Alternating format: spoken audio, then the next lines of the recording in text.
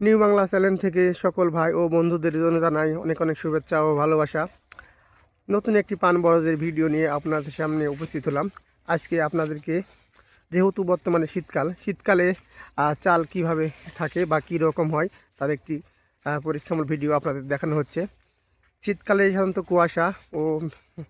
কুয়াশা ও আকাশ মেঘলা থাকে, এই জন্যে পট বাড়তে চায় না বা পানের কালারগুলো ডিসকালার হয়ে যায়। সেই জন্যে চালকে কিভাবে সাজাতে হয়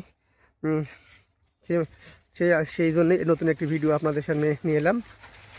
ঠিক এভাবে চাল থাকলে তাহলে পানের আর কোনো ক্ষতি হবে না, আর পানিতে পানগুলো ঝরে পড়বে না বা পাকবেও না।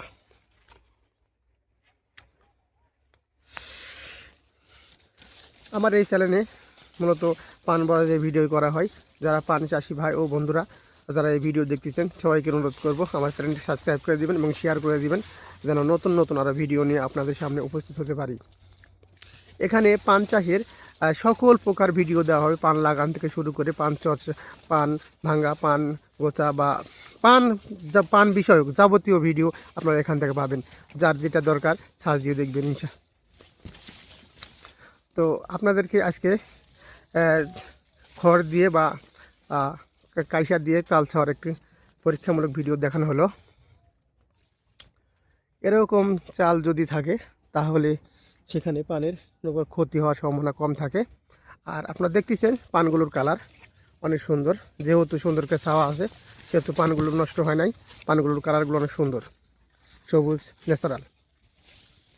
তো যেসব ভাইরা এখনও বর ছাননি তাদের উদ্দেশ্যে বলবো, আপনারা কাইসা বা সিঙ্গির মাধ্যমে বর এখনই ছেড়ে নিন, যেন পানের কালার নষ্ট না হয়।